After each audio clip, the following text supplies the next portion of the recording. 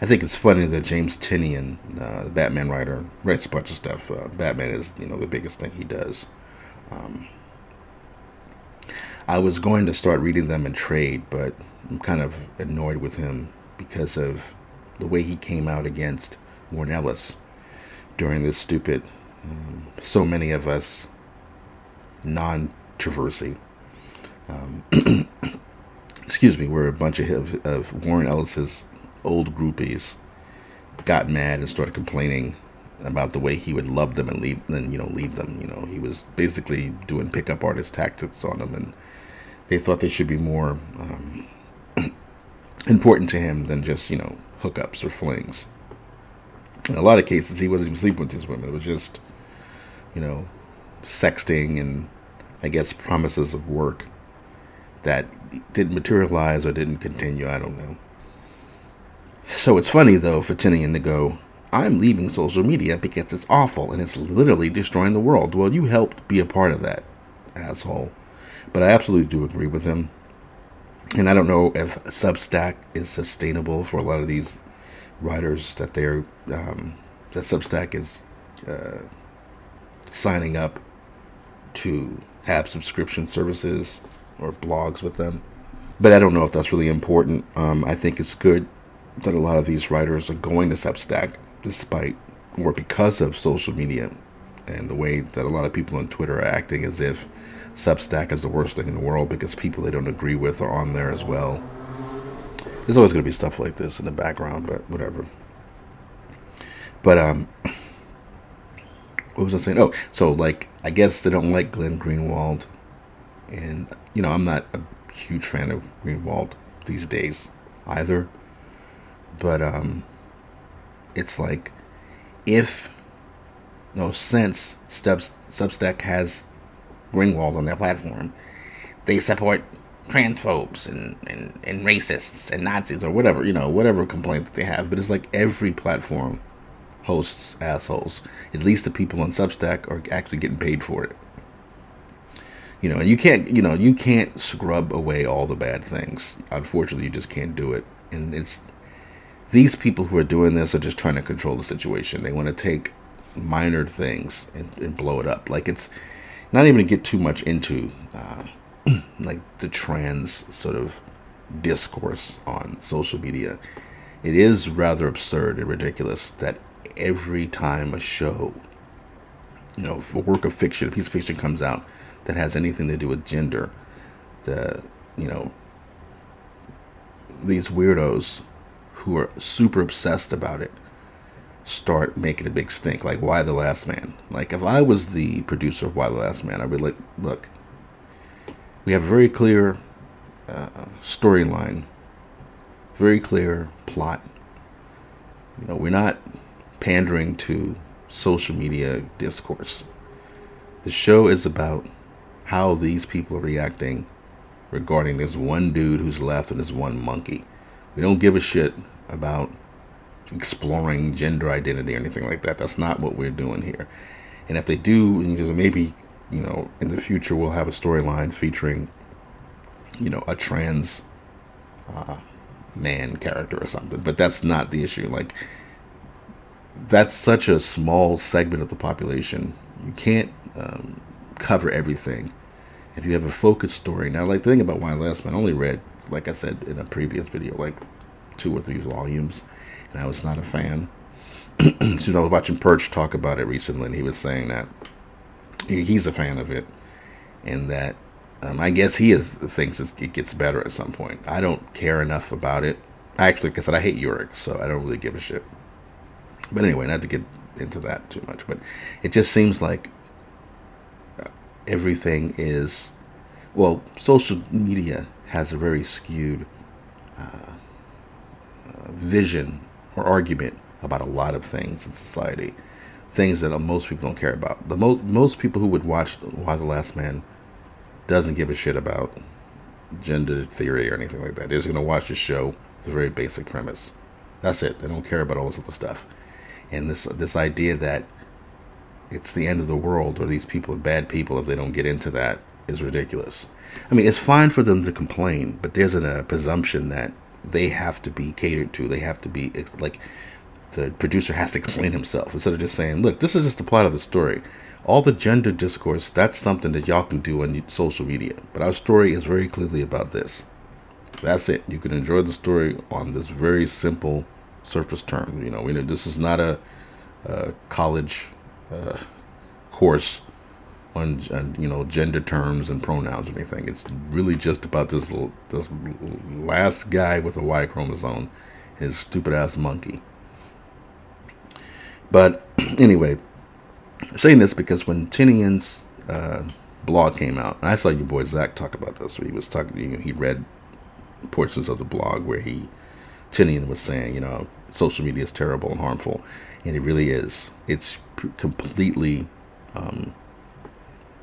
It gives a lot of people, well, it gives maybe a small group of people this outlet to vent their mental instability and their emotional trauma and issues.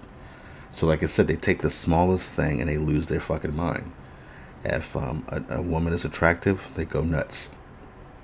If a established character, it could be 30 years that actual comic book fans have invested time and love for or whatever, like your boy Tim Drake. If a character like that out of nowhere, because he's named Robin, gets switched to bisexual, which bisexual means gay in the comic book parlance, but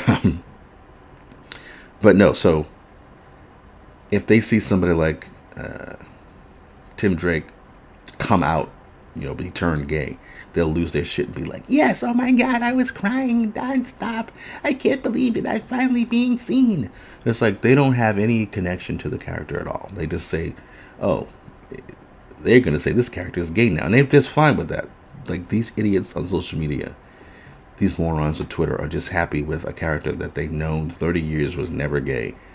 And all of a sudden he's gay. And they're just like, oh, that's great. And like, I've said this before, but like I'm black, and if I see, they talking about they're gonna make this black Superman movie, that doesn't make me feel anything. I don't feel like, oh my God, yes, Superman is black. It's all, the world is better now. I'm nonstop crying because Superman is a black man now. It just feels like you just painted a really cool car a different color. It doesn't do anything for me. It just makes it worse now because I've already identified with this stupid ass car, as one color, and now you've changed the color. It's like, what the fuck? But so I was saying that because they'll say it's great that you take a character that was never gay and turn him gay. Like I think that idiot Heather Antos was saying that it's called progression. People don't progress into turning gay. They don't progress by changing their sexuality. There was never any hint of it. It's not like, whatever. I'm not gonna give it to it. But the same people who are happy about Tim Drake being forced gay, like his creator didn't turn him gay. The person who created Tim Drake didn't say he was gay. And he didn't come along years later and say, you know what, he's always been gay. I never want to tell you that. I was afraid for that. But now, in this new, brave, stunning, new, brave world, I want Tim Drake to be gay. Alright, so they're happy about that. But Nami from One Piece, she started out like, I'm only on, I don't know how many volumes, 5, 6, I'm not in that many volumes. I've been reading them on Viz, online, whatever, and it's good so far. It's not, I don't know why people love it so much. Perch was recently talking about it, and I had read like 3 volumes a couple of months ago and stopped because I wasn't thinking about it, and he was talking about it recently, so I've decided to try to give it, push to like the first 10 volumes to see if it actually gets better. But like I said, it's good now, but it's just not, I don't see why people call it the greatest thing since sliced bread. But anyway, so Nami, right now in the volumes that I'm reading, Nami is slim and she has small boobs. She's small bust. which is fine. There's no problem with that. I'm just saying, but I know at some point her boobs get bigger. I don't know why or how, but they do. And I saw someone on YouTube was talking about a tweet where a person showed the changes in her art, in Nami's look, rather. You know, the artwork from the beginning to, I guess, now. And Nami's boobs have gotten bigger and bigger. And this was like, this is sick. The person was really upset about it. And I'm like, that same asshole would be like, yes, finally, Tim Drake is gay. They turned him gay, finally. But Nami getting bigger boobs, this is sick. This is disgusting. You know, it's the same character. If that's Oda, the artist, if he did that, it's his character. So he wants to have bigger boobs. He can have bigger boobs. And it's not sick. Boobs are not sick. Now, maybe the guy's saying that because he's gay and he hates boobs. I don't know. But anyway, yes, social media is a mess. And Tinian's right to leave it. Even though, like I said, he's part of the problem. But him saying that brought me back to the Schreier thread, where he's pointing out, and I think he's just, basically lobbing a grenade for other people to jump on these guys at this studio. And it reminded me, well, first, one of the things that was funny is when I came back to look at this tweet and see, I wanted to screen cap it again because I deleted it. But I also wanted to make a comment about, I wanted to quote tweet something Sean Gordon Murphy said, again, speaking of Perch. But I said I'll just actually show that clip from Perch where Sean Gordon Murphy talks about, well, we'll get into that. But what was funny about this, he's talking about, it's pretty wild that in 2021, a new game studio still looks like this. All these white guys. Now, some of these people could be gay. It doesn't matter. But I was thinking, and I thought this originally, even before the first video I did. I didn't say anything about it. But maybe these are all the people who literally signed up for the job, who literally sent in their resumes. Maybe these are the only people who did. Like I said, they worked with a bunch of these guys already. They got new people who were probably recommended to them, maybe from Tencent, or who were the only ones who signed up for the job, who knew where to go to sign up for the job. But I'll get more into that when we talk about Sean Gordon Murphy's clip in Perch's video. So anyway, this is what I thought was really hilarious about this. So he's the moral arbiter on diversity hires for other companies. Then he goes, back in the day, I used to have a podcast that was just two dudes. That's questionable. It was good. Then we added a woman. It got exponentially better. Turns out different perspectives improve your product. In other words, anyone who responds with all that matters is game quality is getting blocked. So this fucking idiot walked into a hornet's nest. He's talking about how we added a woman. Then he goes, of course we didn't add Maddie because she's a woman. We added her because she's a great podcaster, which is inextricable from her identity. I don't give a shit about this other part. So, first he says, we added a woman. Like, we was just two dudes, and we added a woman. For a different perspective. Then he goes, well, we didn't add her because she's a woman. So which the fuck is it? Did you add her because she was a woman? Or did you add her because she was a good podcaster? Let me see. I'm trying to look for these replies. Some of this stuff I didn't even know anything about. Apparently Schreier knew about the sexual harassment going on at Blizzard. Somebody showed the tweet. I don't know if I can find it now. Oh, here's one of them. So you were fully aware of what was going on, but didn't report anything until after that story broke. Yeah, he says here, truth is, I've heard several stories about sexism and sexual misconduct at Blizzard over the past few years. Needless to say, we'll be reporting more on this. If you work or worked at Blizzard and would like to share your story confidentially, why didn't he do this before? If he heard this, why didn't he do this? He's basically whining and complaining about people on YouTube and shit. He could have been doing this. Okay, I think this is the one. So you didn't hire her because she was a woman, which is good. But if I'm correct, with all due respect, if Matty was a guy called Matt with the exact same skills and opinions, the podcast would have still gotten better. So maybe all these guys were hired because of their skill. That wasn't the one. That was another one. I think this was probably it. Yeah, this is the one, actually. You say you added a woman to the podcast for being a brilliant mind, yet you demand a company add women because they're women. You never cared about women. You never did. You withholding information about the crap at Activision Blizzard proves that.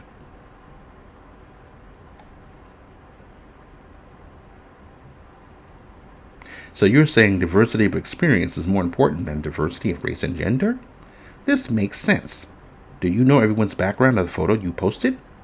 How would you rate the diversity of a studio based in Japan? Yeah, that's a good point. I mean, the thing is, it's easy when you see a picture of a bunch of white dudes and go like, man, all they did was hire white dudes. But this is the tech industry, and there's not a lot of women in it. Well, not a lot of women in tech, anyway. There's, I'm not an expert on this, so I won't say too much, but there's a strong possibility, like I said, that the only people who knew about this, who were searching for this kind of thing, were men. And, well, let's get into the Sean Gordon Murphy clip that I was talking about. This I just thought was funny after I thought about Tinian leaving social media. And then going back to Schreier and seeing how, how muddled it all is. Because on the one hand, he's like, I can't believe this is going on in 2021. And on the other hand, he's like, we added a woman and made our podcast better when it was just two dudes. And then it goes, oh, well, actually, we didn't add her because she was a woman. We added her because she was good at her job. So it still matters. So all that matters is the quality. But it's funny that he wanted to block people because SJWs don't want to have a discussion because, once you get into the hairiness of the situation, you have to concede that you can't just go by this picture and be like, these are bad people and we should all pile on them. But anyway, like I said, let us go on to, what the hell is it? What am I trying to do? Oh, let us go on to Sean Gordon Murphy. Just like the dollar, a currency is literally something we use to attribute value to a good or service. In social media, these likes, the comments, the shares, they've become this form of social currency by which we attribute value to something. Anything else? All right, so this is this I really Gordon enjoyed Murphy having this chat with you. And story that I wanted to always believe in. Yeah, no, I guess the one story I did want to tell was the first time. I feel very lucky that I got a taste of what was coming on social media very early on. I had this apprenticeship that I did where I took it. This is like 5 or 6 years ago. I wanted to do an anthology. I got 5 students to pay, make me a fee. They lived at my house. They stayed with us. My wife cooked for them. We all became friends. And I vetted them too, so I didn't get any, child molesters in there or anything like that. Like I was very careful. And we put this anthology together called Cafe Racer. If you go on eBay, you might be able to find some. I'm all sold out. And then they took these copies and they sold them at shows and they made all their money back. So it was win-win-win. I got to make this house I bought as a write-off because I basically turned it into a school. I made money and I was able to furnish the house with the money that the students gave me. They made their money back. And, I took all of them and did everything I could to help them get into, to mentor them and to get them into comics, and take them to shows and whatever. And I'm still friends with most of them right now. All of this sounds really cool. If I was an artist, I would probably try to sign up for something like that. I know. I started to do round 2, and I got 70 submissions from straight white guys. And Twitter wasn't as hot as it is now. But Schreier definitely see how it would be problematic, quote unquote, when this, you when see, take this photos, is a Schreier thing all over again. 5 white guys. So I was going online. I'm like, women, I need you to apply. I need, I don't want to say I need black people because it didn't feel comfortable, but I did want to say I need diverse people to qualify to send me their stuff. And in my head, I was willing to take any woman who gave me any. I don't care how good or bad you were. I just needed the balance. You see, that's what's so funny about that. That's what, when you have people like, you hire people like Heather Antos and all these other crappy editors that Marvel's been hiring or had been hiring the past few years, the ones who are big online, the ones who are constantly yelling at the fans, customers about how bad they are and how hateful they are because they want to see attractive women and they want the men to act like men, traditionally masculine, heroic men, as opposed to going, oh, every time they're fighting or letting themselves get shit on by the women. In real life, women don't like men who are like weak and wimpy and whiny. But in fiction now, in heroic fiction especially, the wimpier and stupider the guy is, the better, because the only way they know how to pump up the women is by degrading the men. So I just think it's funny though, because it's important to get ahead of any kind of criticism of sexism or racism. He's just gonna take anybody. So there's a spot for 5 people to go to his home for a few weeks to recreate what he had done successfully the first time. This time, he's got to add 1 woman, no matter how bad she is. So now, she's probably not going to make her money back, and it's probably going to be a bad experience for her. So she's going to think that, or say, it's going to come out if she joined them. If there was 1 woman who joined these 4 other guys, 4 other guys got successful, got something out of it, and she didn't, she would say she wasn't mentored enough, or she didn't feel like she was given the proper attention the way the other guys were, or the other guys were all, they had a better communication with each other, and she felt like the odd man out, so to speak. My class, you know what I mean? Yep. And because I was doing that, I ended up on a private Facebook chat room where people thought I was some kind of weird sexual predator. And there were people in comics. Most of them didn't know me, but a few did. And they were like, who's this weird guy who lives in Maine who's trying to get women to live with him and his wife for the sake of comics? Like, I get it. When I say it like that, yeah, it sounds fucking creepy. So a few of my, well, we're not friends anymore. A few women I knew were of course on that group and saw this happen and didn't say anything to me. So thanks, ladies. Someone eventually did let me know. And one of my students, she heard about it too, and she went on to this chat room to defend me and say, Sean's not that guy, his wife's there the whole time, he's just trying to help, like, leave him alone type thing. And of course they start attacking her. So it started to flare up a little bit on Twitter, and I talked to my wife about it, and I'm like, we're at the beginning of something bad here. I don't know what to do. So I called my lawyer, and I just think it's so funny how, the best, not the best laid plan, this is the road to hell is paved with good intentions. So, he also wanted to make money off of it because he did it before, but I also think he did want to help. And, I think where he went wrong, it's so funny, there's nothing you could do. You're damned if you do, damned if you don't, because I was going to say where he went wrong was in trying to,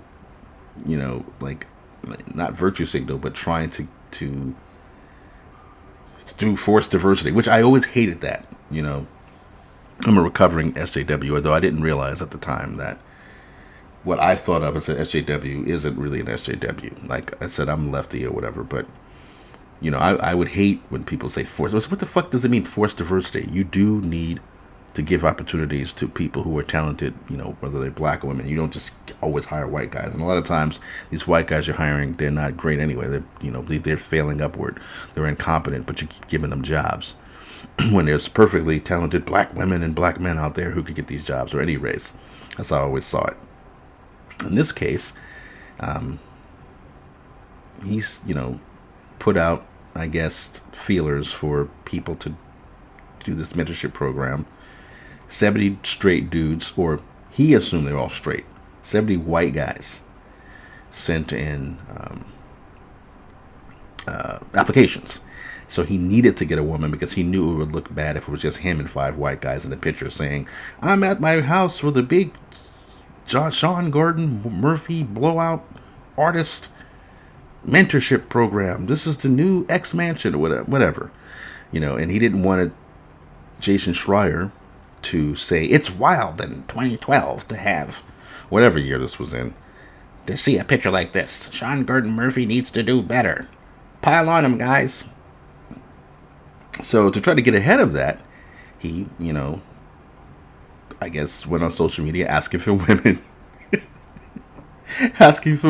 to sign up. And then, of course, you got people who are supposedly his friends and people in industry. You get together in a little sewing circle and start going, "Why in the hell is he asking for these young women to join him in his house? It's going to be him and his wife. This sounds really shady to me. Very suspect. They're going to do all kinds of horrible things to those women."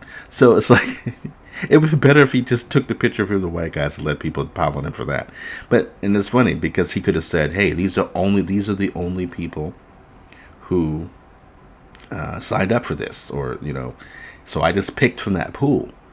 But you know what they would have said, because this happened before. I can't remember. Something on Twitter or some kind of program where a bunch of people signed up for something. It was all guys. And when they showed the guys that were working with, whoever this company was, I can't remember if it was comic book art or something, people attacked them. He said, and the guys said, "These are the people who signed up for this.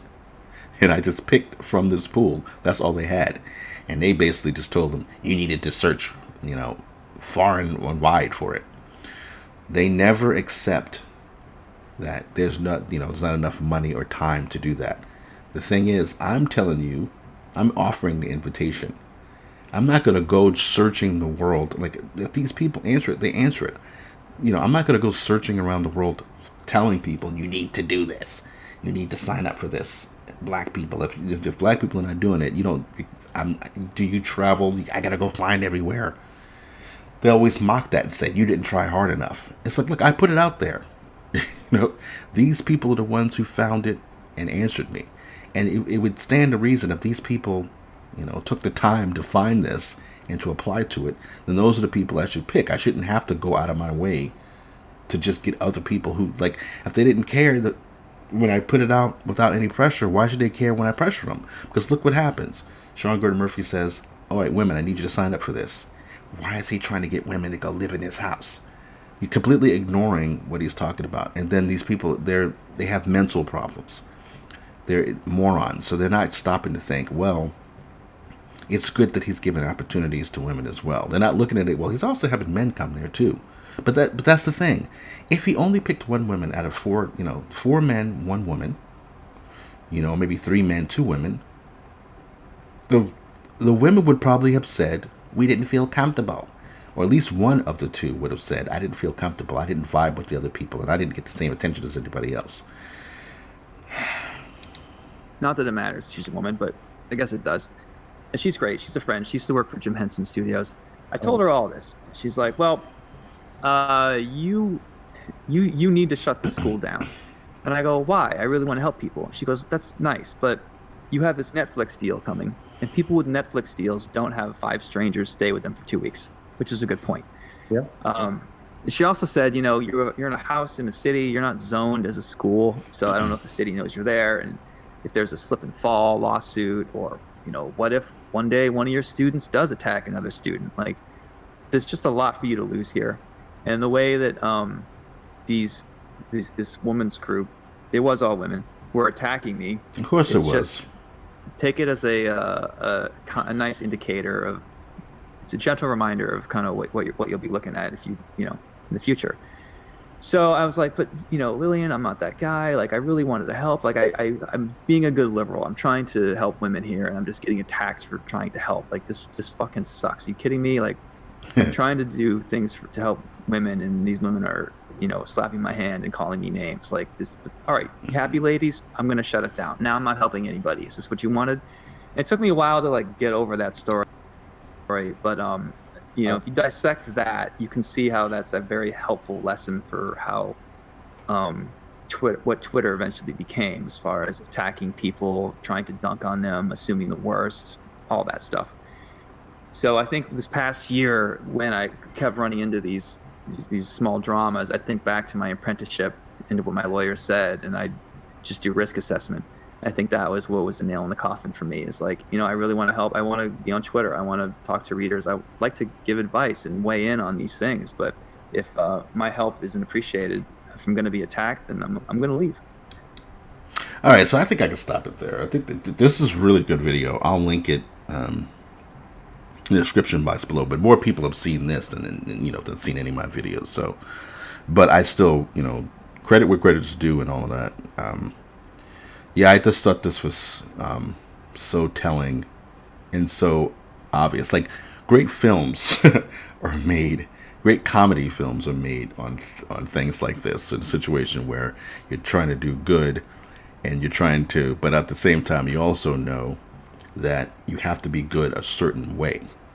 So it's not enough to just say, hey, I'm helping out 5 artists. These are the people who applied, so I'm helping them.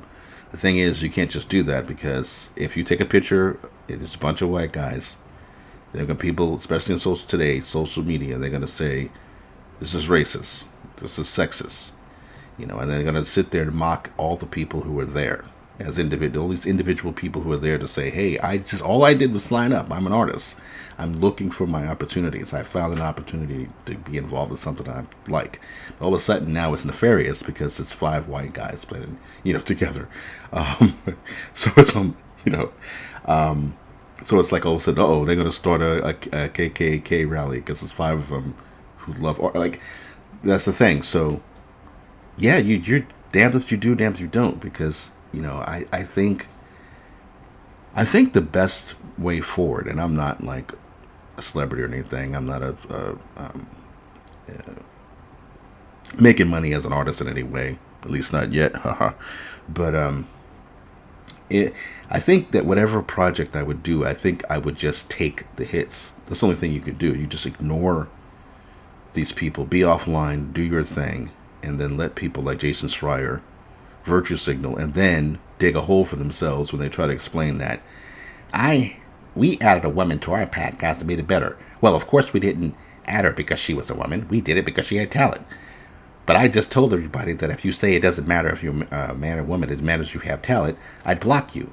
So I look like a fucking idiot now. Take care.